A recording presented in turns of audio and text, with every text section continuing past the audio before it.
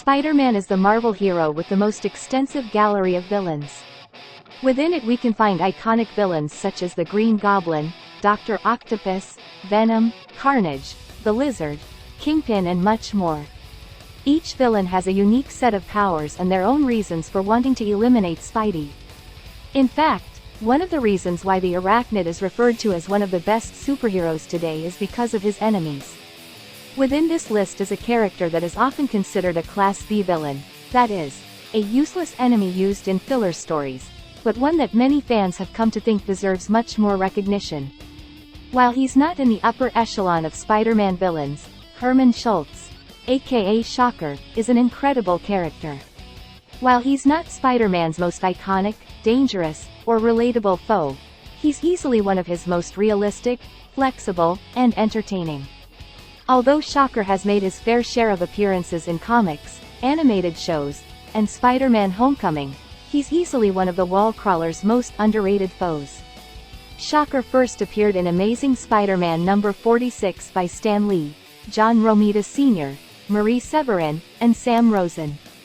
Although Shocker began his supervillain career as a hired hand for New York mob bosses, the villain soon became a member of the Masters of Evil.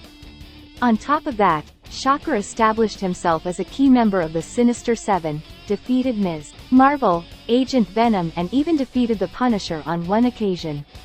Shocker's story begins long before he built his signature shock gloves. Herman Schultz's parents died when his younger brother, Marty, was a child. From a young age, Schultz dedicated himself to a life of crime. However, he soon realized that he was not particularly good at it, having been arrested several times.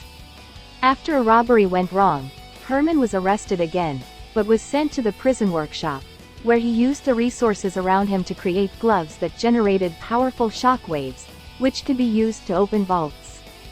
Herman used his creation to escape from prison and decided to work on his prototype before returning to his life of crime.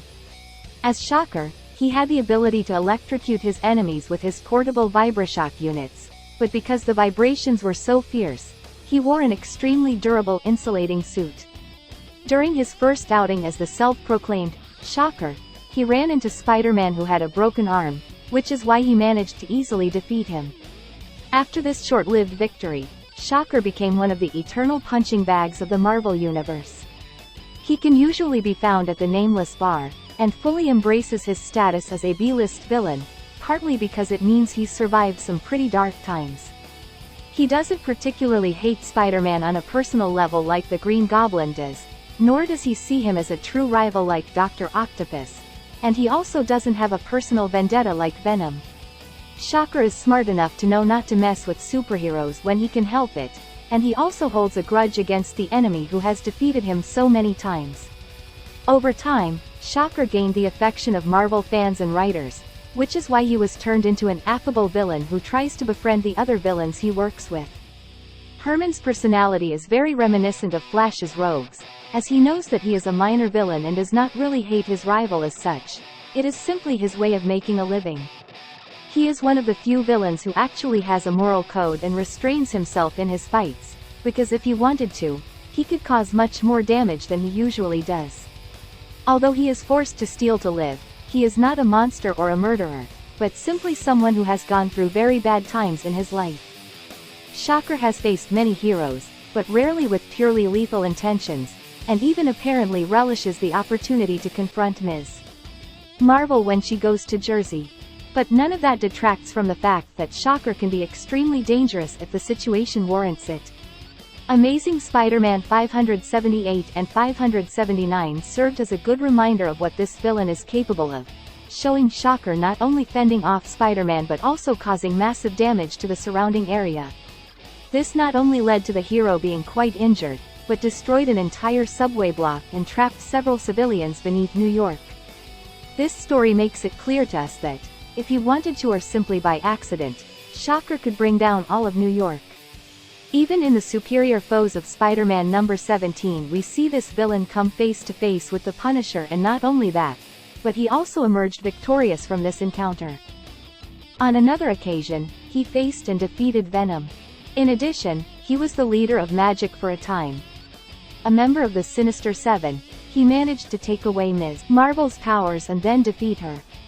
But without a doubt, his most impressive moment took place during Uncanny Avengers number 30, where he faced and defeated a 30-foot-tall demon from the Dark Dimension.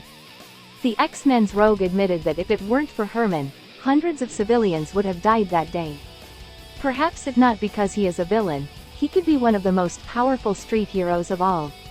Shocker has 2 vibro shock units that, when activated with a thumb trigger, can project a concentrated blast of air that has been vibrated at an intense frequency. This allows the Shocker to effectively deliver long-range vibrational strikes, as well as vibrate the structure of something to weaken or destroy it. Holding the thumb triggers for an extended period of time increases the intensity, speed, and even spread of the airbursts. These devices allow him to throw his opponents very far, shatter their eardrums, or if he wishes, he could vibrate the bones of his victims into dust. If you think about it, Shocker could take on the symbiotes thanks to this technology, and on a good day, maybe Carnage himself. As we said, Shocker could be a much more dangerous villain if he wanted to. Despite knowing that he could be a real villain, Herman Schultz is a humble person who has never been carried away by dreams of conquest or world domination. His thirst for revenge does not prevent him from enjoying a good payday and the fruits of hard work. Shocker is the down-to-earth supervillain who contrasts wonderfully with the fanciful Spider-Man.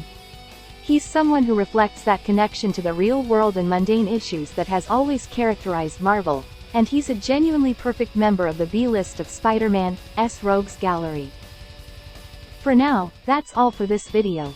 Tell us what you think of Shocker and if you think he deserves more prominence. We are the Comic Awakens and we will see you in the next video.